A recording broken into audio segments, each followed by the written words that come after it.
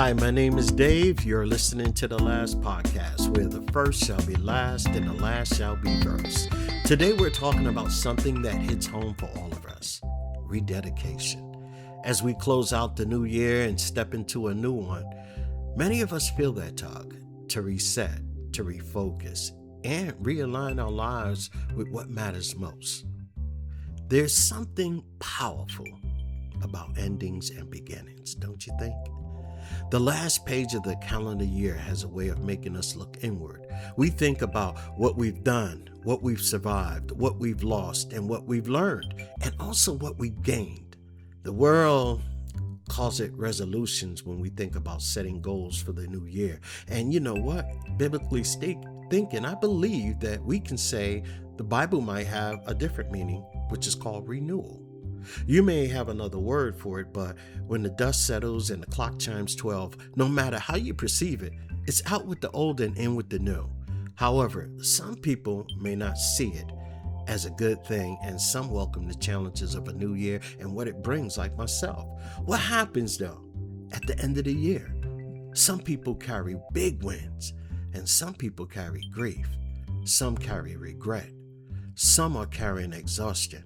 And some are carrying a version of themselves they're not even sure even if they like it anymore.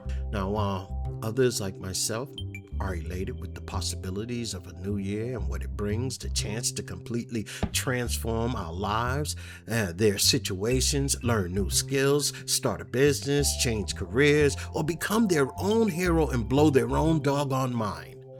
Rededication, commitment, it's a promise. It's the evaluation of a new revised mission statement, if you will, to yourself.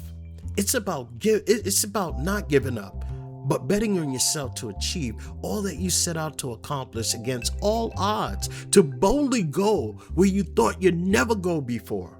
You know, when I think about it, the other day I was reading, and even the Bible talks about the out and in with the new, and old things pass away, like in Corinthians. Paul reminds us that in Christ we are made new.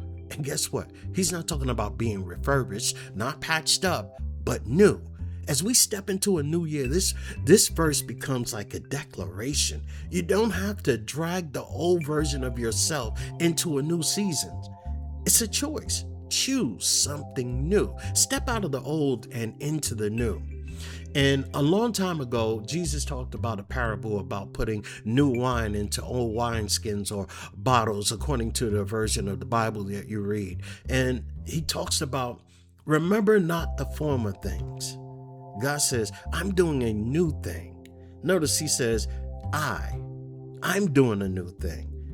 You are doing a new thing. He didn't say that. He said, I am doing a new thing. Rededication begins with recognizing that God is already at work, preparing something fresh. Why not work with him and start by the renewing of your mind? I know, even in Jeremiah, it talked about, I know the plans I have for you. As we enter a new year, this verse reminds us that God's plans are not random. They are intentional, hopeful, and filled with purpose. So must your plans be intentional, filled with purpose, with God at the helm, or whoever you believe in. I want to mention this before I actually move any further. Don't bring worry into your new year. Take therefore no thought for tomorrow, for the morrow shall take thought for the things of itself. I'm going to leave you with that, right? But before I move on, let me tell you this short poem. It's like 2 lines. I will worry not of what lies behind me, nor languish in the future visions, but tarry in the precious moments at hand.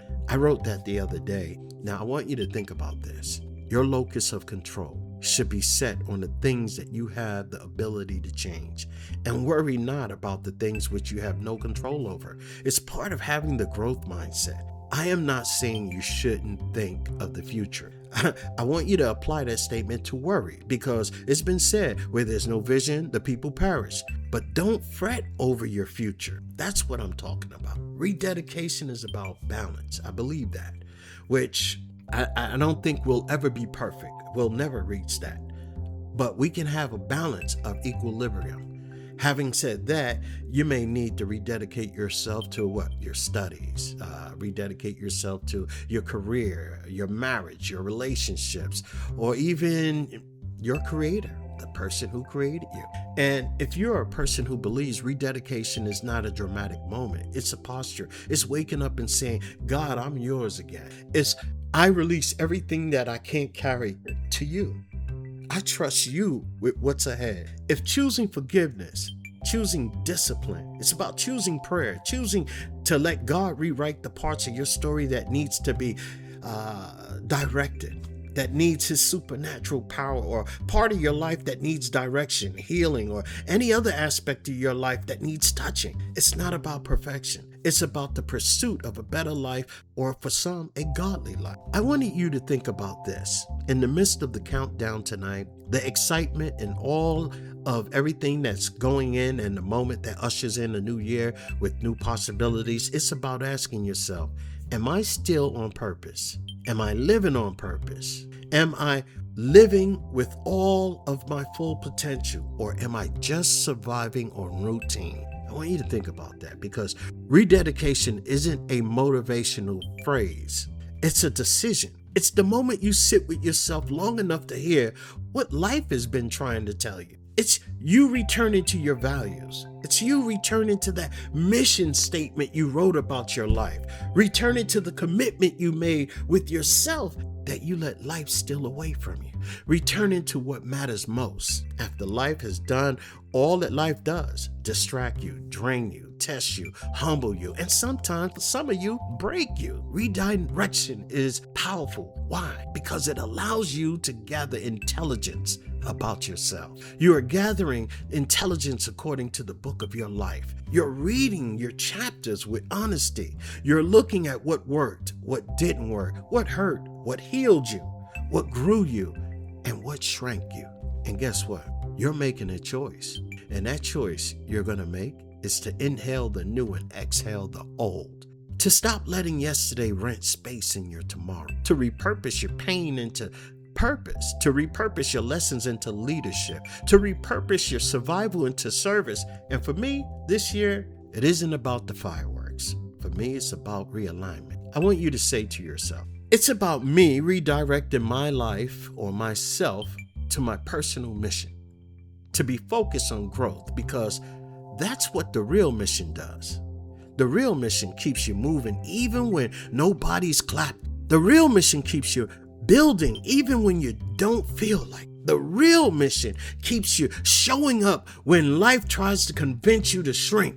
And tonight, I want to offer you something you can actually do, something that will give you closure in a way that your heart feels, not just something that sounds. So let's call this the closure ritual. And you could do as many times as you want. I'm just going to do one. It's going to be 3 exhales. So you can get a pen, open your notes app, and you can do this slowly, but you can do it, or you can play it back. And this is the first exhale. What am I releasing? I want you to write one sentence. Tonight, I'm releasing whatever it is. And don't just write what you should release.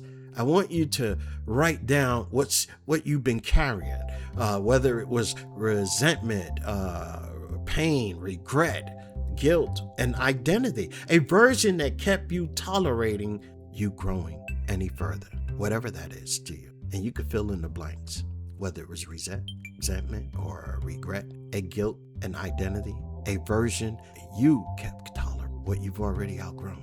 I want you to think about that. All right. So what we're going to talk about right now is exhale number 2. You can load all this up. What am I grateful for? Don't stop writing. Keep writing. Never stop writing on this. And you could write as many sentences if you want, and I don't want you to write what's all so good, your highlight reels, the things that you post on social media. I want you to be real. Was it the friend that stayed with you in hard times? The breath you still have, your life, the strength that you carried, or the strength that actually carried you through moments of despair, whatever it is, the moment you didn't give up, the thing that you never told anybody that you were struggling with, the lessons that matured you, the way you kept going when nobody understood you. I want you to write the real reasons, the real things.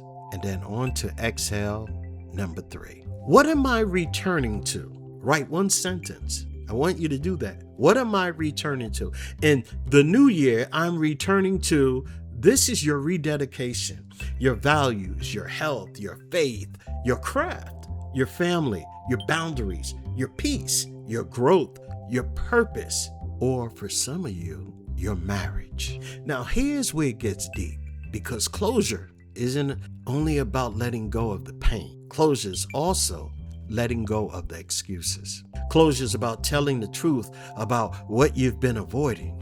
So you got to be real with yourself. So let me ask you a question that might make you pause for a moment. Here, you ready?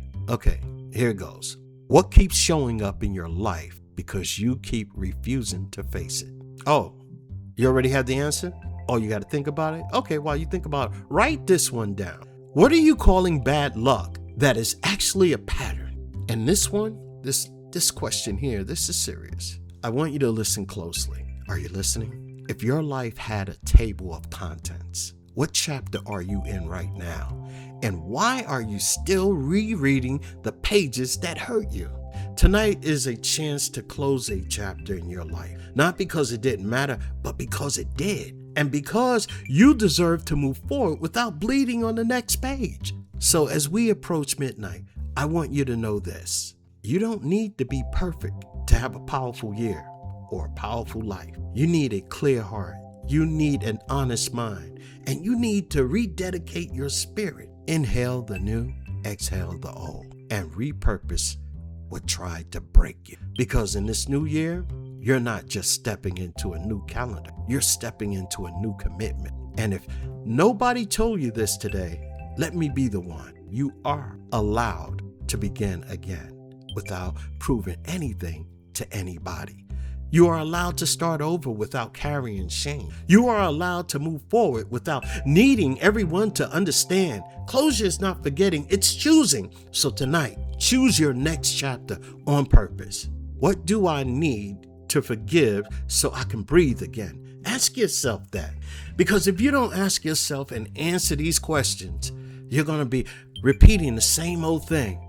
Here's another question. What part of me is asking for closure that I keep ignoring? What did this year reveal about what I truly value? What am I tired of surviving that I'm ready to heal? What would rededicated look like on my Monday morning? Not just tonight. What am I called to build quietly in 2026?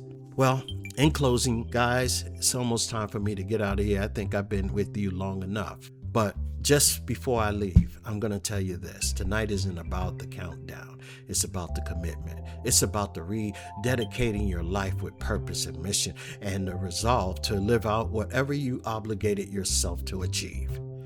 It's no more standing room only. You're about to enter a new phase of your life with more commitment, more purpose, more excitement, more compassion for yourself and others, with the courage to overcome the obstacles that may arise and stand in your way. This is your time. This is your moment. This is your life story. So narrate your bestseller. Rewrite the script of your motion picture now. It's time to blow your mind. And before I leave, let me say this for you. Let's take a moment together. God, as we close this year and step into a new one, we return to you with open hearts. We release the weight of the past and embrace new things you are doing in our lives. Renew our minds, restore our passion, realign our steps, rededicate our lives to you fully. We rededicate our lives to you fully, sincerely, expectantly. Lead us into a new year with your strength, your vision, and your peace, and with purpose. In Jesus' name. This is Dave with The Last Podcast. I wish you a happy, successful, and healthy new year. So long.